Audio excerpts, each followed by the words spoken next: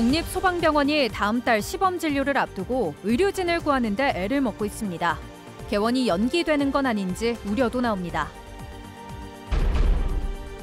청주시가 주민들의 반대에도 불구하고 재활용 선별센터 착공을 강행하기로 했습니다. 주민들은 행정소송을 내며 맞서고 있습니다. 청주국제공항 이용객이 크게 늘면서 민간 전용 활주로를 만들어야 한다는 목소리가 높아지고 있습니다. 실태와 과제를 기획 취재했습니다. 시청자 여러분 안녕하십니까? 계속해서 뉴스데스크 충북입니다. 충북 혁신도시에 들어설 국립소방병원이 다음 달 시범 진료를 앞두고 의료진 수급에 애를 먹고 있습니다.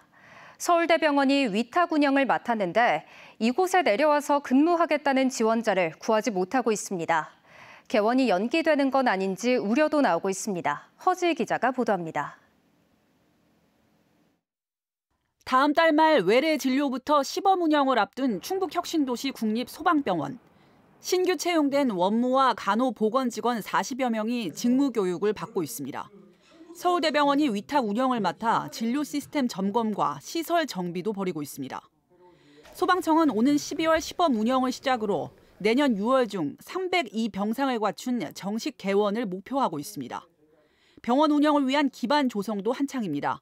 음성군과 진천군, 충청북도는 의료 장비 구입을 위해 총 200억 원의 예산을 지원했고 이 중 주요 장비 도입을 위한 140억 원이 조만간 지출될 예정입니다. 또 의료진 유치를 위해 앞서 관사 38세대 확보에 이어 추가 확보에 나서고 있습니다. LH와 협의를 통해서 충북 혁신도시 내 공공임대주택 29세대도 확보했으며 앞으로도 추가 수요에 대응하기 위해서 관계기관과 함께 지속적으로 협의해 나갈 계획입니다. 하지만 목표하는 12월 말까지 시범 운영을 위한 의사 수급은 아직입니다. 3주 전까지만 해도 전체 7개 과 가운데 단 2개 진료과에만 지원이 그쳤습니다. 당초 계획상 9월 시범 운영이 시작이었다가 석 달 연기된 건데 또다시 연기되는 것 아닌지 우려가 나오고 있습니다. 이번에도 개원이 연기가 된다면 그 책임은 소방청과 서울대병원 모두에게 물어야 된다고 보고요. 소방청은 그 위수탁 계약서 꼼꼼히 살펴가지고 그나마 최근 들어 5개 과까지 채워지며 일부 진전이 있었는데 영상의학과는 여전히 지원자가 없어 진료 공백 우려가 커지고 있습니다. 특히 의정 갈등 여파로 내년 3월 신규 전공의 수급에 심각한 어려움이 예상돼 병원 측의 고민은 깊어지고 있습니다. 현재 서울대병원 측은 파견이나 순환 근무를 검토 중입니다. 서울대학교 병원과 협의를 해서 파견, 순환 근무뿐만 아니라 전국적인 공채를 통해서 뜻있는 분들을 모시고자 노력을 하고 있습니다. 전사적으로 최선을 다한다고 말씀드릴 수가 있겠습니다. 목표하는 12월 말 시범 운영이 가능하려면 소방병원은 이달 말까지는 의사 모집에 성공해 의료기관 인가 절차를 밟아야 합니다. MBC 뉴스 허지입니다. 최근 이딴 경찰 수사를 받고 있는 김영환 충북지사가 어떤 어려움도 도정 흐름을 멈추게 해서는 안 된다며 개혁을 강조했습니다. 김 지사는 오늘 직원 조회를 통해 저를 둘러싼 일들로 공무원을 비롯한 도민들이 조금이라도 고통을 받아선 안 된다며 모든 짐과 고통은 내가 질 것이라고 말했습니다. 김 지사는 앞서 지역체육계 인사들에게 뇌물을 수수한 혐의로 경찰 조사를 받았고 내일은 국정조사에서 위증한 혐의로 서울 영등포 경찰서에 출석해 조사받을 예정입니다. 내년도 충청북도 예산안을 다룰 도의회 정례회가 43일간의 회기로 열렸습니다. 우선 충청북도와 교육청의 3회 추경안을 심사하고 대집행 기관 질문과 행정사무감사를 통해 주요 업무와 현안을 점검합니다. 이어 도지사와 교육감의 시정연설을 들은 뒤 내년도 예산안을 심사하게 됩니다. 한편 오늘 1차 본회의에서는 정부의 농어촌 기본소득 시범사업에 충북도 추가로 포함돼야 한다는 대정부 건의안을 채택했습니다. 청주시가 주민 반발 속에 재활용 선별센터 착공을 강행하기로 했습니다. 사업을 추진한 지 6년여 만인데 기자회견까지 자청해 더는 사업을 지연할 수 없다고 밝혔습니다. 주민들은 행정소송을 제기했습니다. 보도에 김영일 기자입니다. 청주시 연도면 재활용 선별센터 건립 예정 부지입니다. 청주시는 2027년 완공을 목표로 하루 110톤을 처리할 수 있는 재활용 선별센터 공사를 이번 주 안에 시작한다는 계획입니다. 국비 사업인데다 지역 주민들과 일부 기업의 반대로 1년 6개월 이상 착공이 늦어지면서 사업비 부담도 늘어나 더는 늦출 수 없다는 겁니다. 저희 입장에서 보면 이제 더 이상 이제 미룰 수가 없고 이 사업을 어차피 착공은 해야 되고. 착공 소식이 알려지면서 지역 주민들을 중심으로 반발도 본격화하고 있습니다. 선별센터 예정부지 인근에 학교와 마을이 위치해 환경 오염 우려가 큰데도 청주시가 오염 시설이 아니라는 이유로 환경 영향 평가도 없이 공사를 강행한다며 행정소송을 제기했습니다. 100m 안에 학교가 있고 주민 마을 인근 주민이 살고 있습니다. 환경 영향 평가 좀 해달라고 1년 6개월간 부르짖고 또 부르짖었습니다. 산단 입주 기업들도 인접한 거리에 근로자 기숙사가 있는 데다 생산 중인 제품에도 피해가 우려된다며 행정소송에 동참하고 있습니다. 하지만 청주시는 더 이상 물러설 수 없다며 단호한 입장이어서 재활용 선별센터 건립 문제는 법정 공방으로 번질 조짐입니다. MBC 뉴스 김영일입니다. 제천시가 모든 시민에게 오늘부터 민생지원금 지급을 시작했습니다.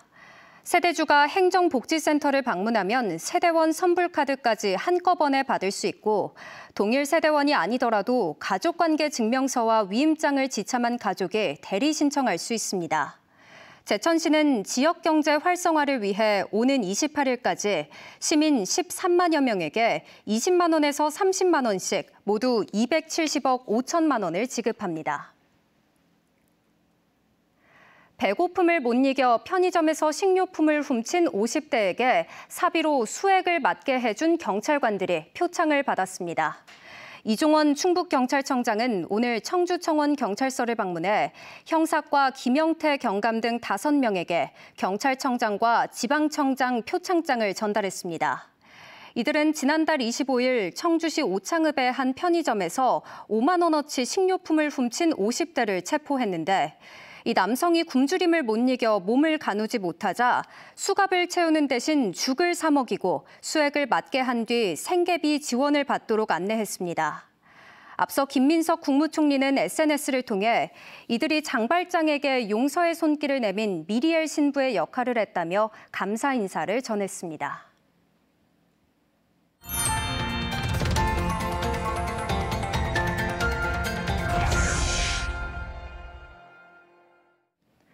청주국제공항이 이용객 400만 명 시대를 맞았습니다. 하지만 공군과 함께 사용하다 보니 구조적인 한계가 뚜렷해 지역 발전을 위해 민간 전용 활주로가 꼭 필요하다는 목소리가 높아지고 있는데요. 새 활주로가 왜 필요한지 또 과제는 무엇인지 기획 취재를 준비했습니다. 첫 번째 순서로 청주국제공항의 현 주소를 조미애 기자가 짚어봤습니다.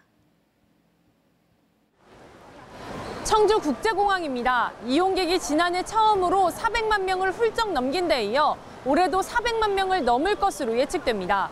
특히 국제선 이용객이 5년 만에 3배 늘면서 빠른 성장을 견인했습니다. 교통이 편리해 사방으로 통하는 만큼 전국 각지에서 청주공항을 찾고 있습니다. 충북은 물론 대전, 충남, 세종 등 충청권 이용객이 절반 이상을 차지했고 수도권에서도 26.2%가 이용했습니다.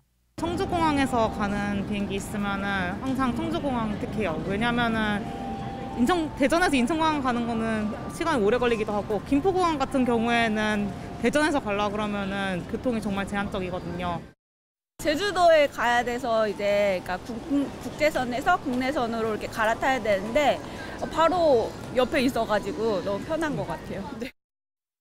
현재 추진 중인 광역 급행철도와 복선 전철 등이 들어서게 되면 10년 뒤인 2035년에는 이용객이 650만 명까지 늘어날 것으로 예상됩니다.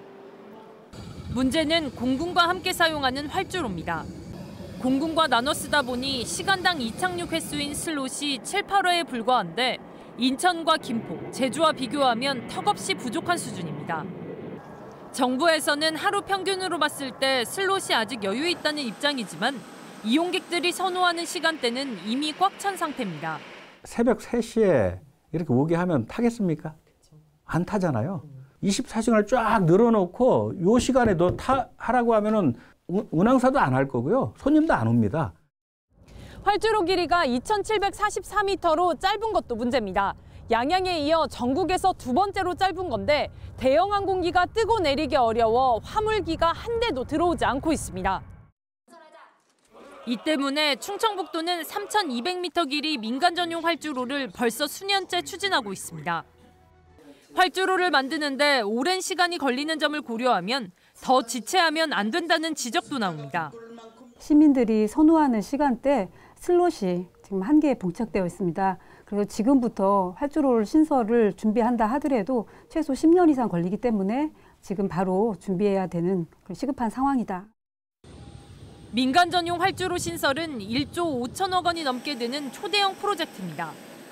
아직 갈 길이 멀지만 연말에 확정될 정부의 7차 공항개발 종합계획에 반영하는 것이 첫 단추가 될 것으로 보입니다. MBC 뉴스 조미애입니다. 오늘 오전 5시 20분쯤 보은군 장안면 청주영덕 고속도로에서 화물차 2대와 승용차 1대가 잇따라 추돌했습니다. 이 사고로 8.5톤 화물차의 운전자가 숨졌고 다른 차량 운전자 2명이 다쳤습니다. 경찰은 8.5톤 화물차 운전자가 앞선 사고로 멈춰있던 승용차와 화물차를 미처 보지 못해 2차 사고가 난 것으로 보고 정확한 사고 경위를 조사하고 있습니다. 충주 시민들이 가까운 우체통을 통해 가정 폐의약품을 처리할 수 있게 됐습니다.